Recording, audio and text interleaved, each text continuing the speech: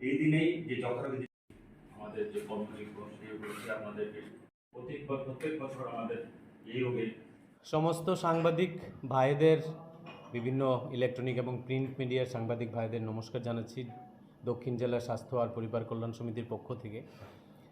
আজকে আপনারা আমাদের এই অফিসে এসেছেন, আমরা ডেকেছি, এই জন্য আপনাদের সবাইকে ধন্যবাদ।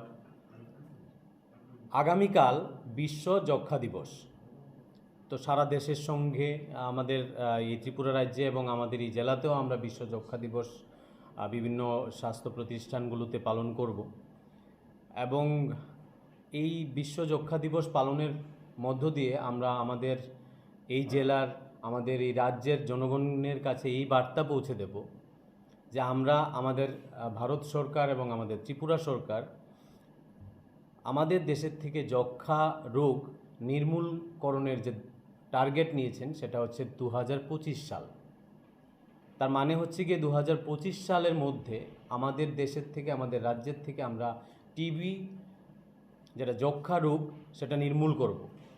এবং তার জন্য এতদিন শুধু স্বাস্থ্য দপ্তর একা কাজ করছিল এবং আমরা দেখেছি যে শুধু স্বাস্থ্য দপ্তর একার পক্ষে টিবি নির্মূলকরণের যে আমাদের লক্ষ্য, সেটা আমরা সেই লক্ষ্যে আমরা পৌঁছতে পারবো না।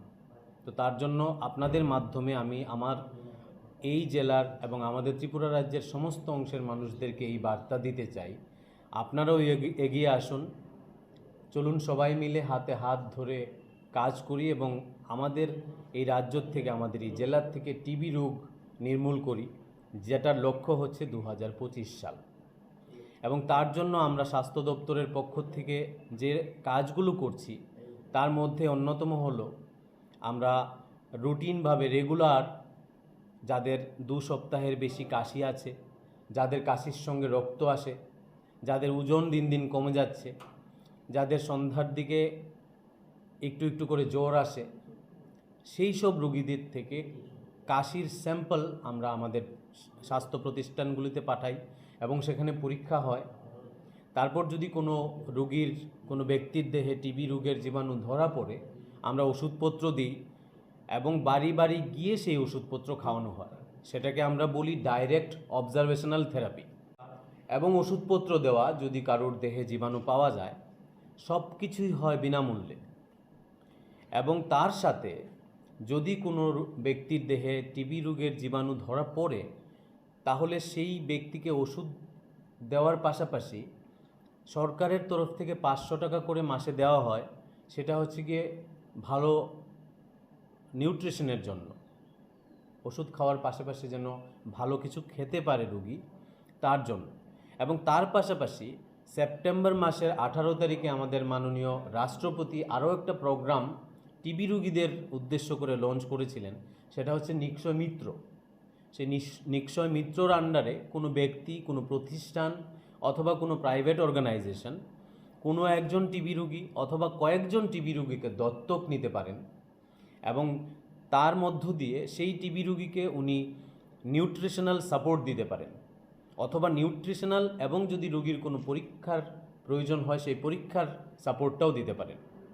মোটামুটিভাবে হিসেব করে আমরা দেখেছি মাসে অন্তত 500 টাকা যদি কেউ খরচ করে, তাহলে দত্তক নেওয়া টিবি রোগীকে উনি নিউট্রিশনাল বাস্কেট, যেটা আমরা বলি, বিভিন্ন ধরনের পুষ্টিকর খাদ্য সামগ্রী যেই বাস্কেটে থাকবে, সেই বাস্কেটটা প্রত্যেক মাসে আমরা টিবি রোগীদেরকে দিয়ে থাকি। নিক্ষয় মিত্র সেটা দেন এবং ততদিন পর্যন্ত দেন যতদিন পর্যন্ত টিবি রোগীর চিকিৎসাটা চলে। আমরা সবাই জানি, তবুও আমি আবার বলছি, টিবি রোগী ওষুধ যে চিকিৎসার যে সময়কাল, সেটা 6 মাসও আছে, আবার কখনো কখনো 1 বছর পর্যন্ত ওষুধ খেতে হয়। তো নিক্ষয় মিত্র যে টিবি রোগীকে দত্তক নেবেন, সেই নিক্ষয় মিত্র যতদিন ধরে চিকিৎসা চলবে, প্রত্যেক মাসে মাসে সেই খাদ্য সামগ্রীর যে বাস্কেট, সেটা রোগীকে দেবেন।